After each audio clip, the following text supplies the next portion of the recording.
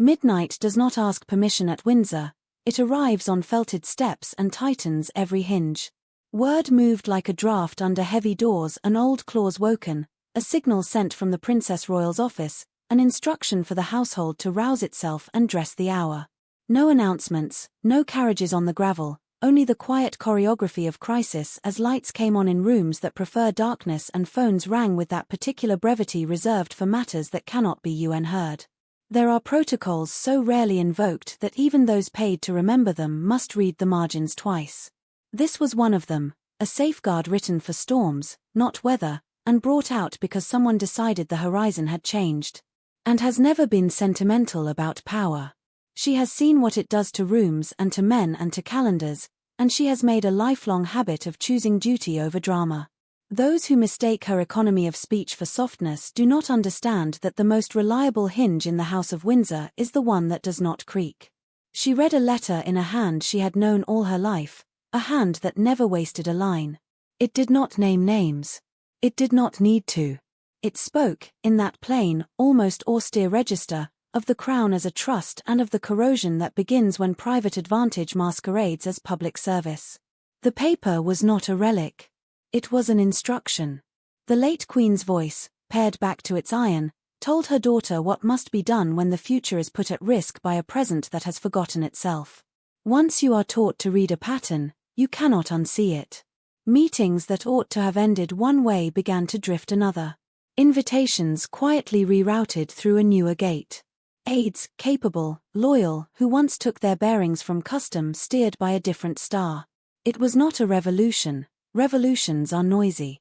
This was a soft engineering of precedents, calendars recalibrated, briefings redirected, little changes defended by plausible words, balance, representation, modern optics that sound harmless until you set them side by side and notice the center of gravity shifting. The Princess Royal noticed. She always does. She counted the beads, not the string. Windsor has fed 1,000 legends, it seldom earns one in real time. That evening it did. A family supper designed to display one kind of unity produced another, unyielding, unemotional, exact.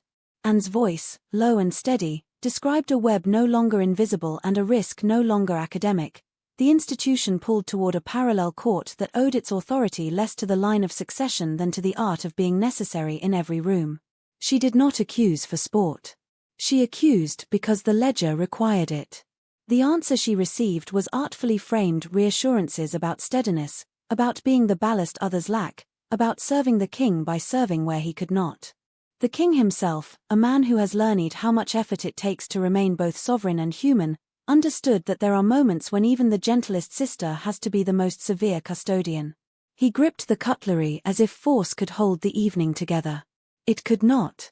And rose, not in anger, but in verdict, and left her plate unfinished.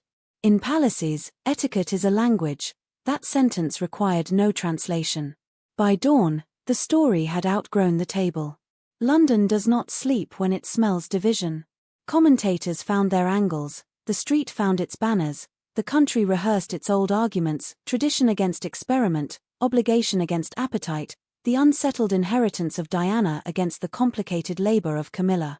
Abroad, friendly governments wondered aloud whether a family that cannot keep its corridors orderly can be expected to keep its Commonwealth content. None of that was the point inside. Inside, the point was simple: choose clarity over drift and do it while the thing you are protecting can still feel the benefit. Emergency councils were invented for such hours. They do not exist to humiliate. They exist to decide when delay is worse than pain. The room chosen had more history than furniture.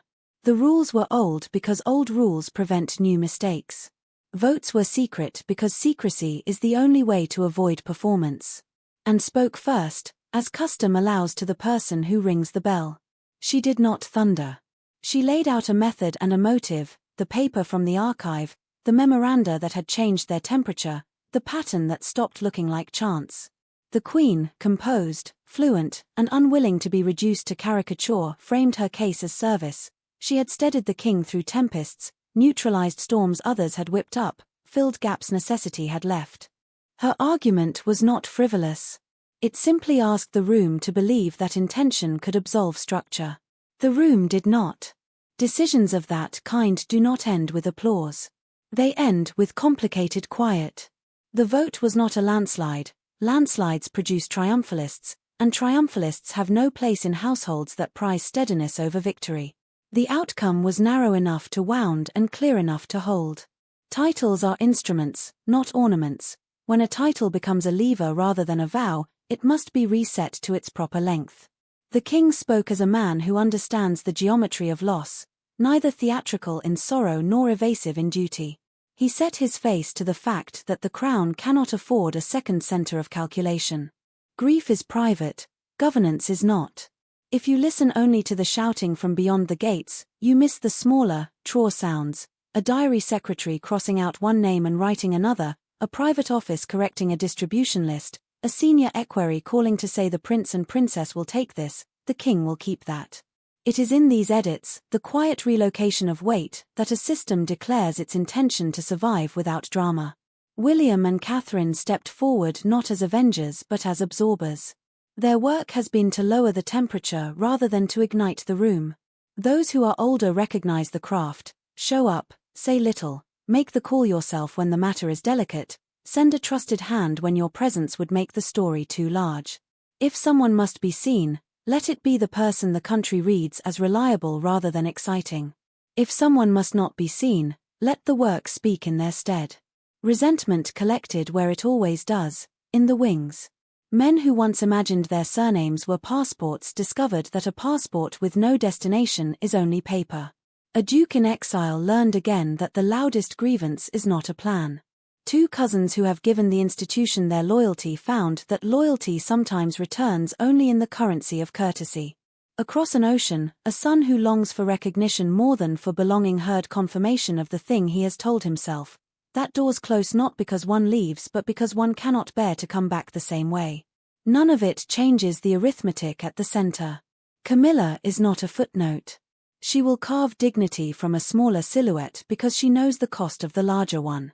Those who pity her forget she is stubborn, those who dislike her forget she is useful, those who fear her forget that usefulness is safest when it serves one clear chain of command. She will choose places where her steadiness cannot be misread as ambition. She will do the unglamorous work well. She may never be forgiven by those who prefer sainthood to service. She may not need to be. Time, which has not been gentle to her, is sometimes kinder to persistence than to outrage. At the heart of the machine, the Princess Royal resumed her natural posture, visible enough to reassure, silent enough to calm. She does not ask for thanks because thanks are not the point. Continuity is the point, dull to narrate, essential to live under. The late Queen's best lesson was not inscrutability, it was method. Method does not break. It endures the week's headlines, the month's arguments, the year's repairs, and turns them into the habit by which the country locates itself in uncertain weather. And so the household adjusted. Not a purge, a correction. Not a spectacle, a decision. The mythmakers will call it the most profound crisis since some distant abdication, they always do. Those who keep the calendar will call it Thursday turning into Friday without a stumble. Somewhere a crowd will chant, somewhere a column will sting, somewhere a cousin will wonder why the telephone no longer rings. Inside, doors will close softly at the proper hour, and the work will present itself in the morning with the same unflattering honesty it brings every day. Here is a nation, here is its grief and its pride, carry both, do not spill either. If there is a moral, it is simple enough to fit on the back of an old envelope. Protect the line, protect the dignity, protect the work. Personal histories will tug and flare, rooms will bristle, letters will be opened that were meant to sleep another decade. But the crown survives not by winning arguments, rather by refusing to be won.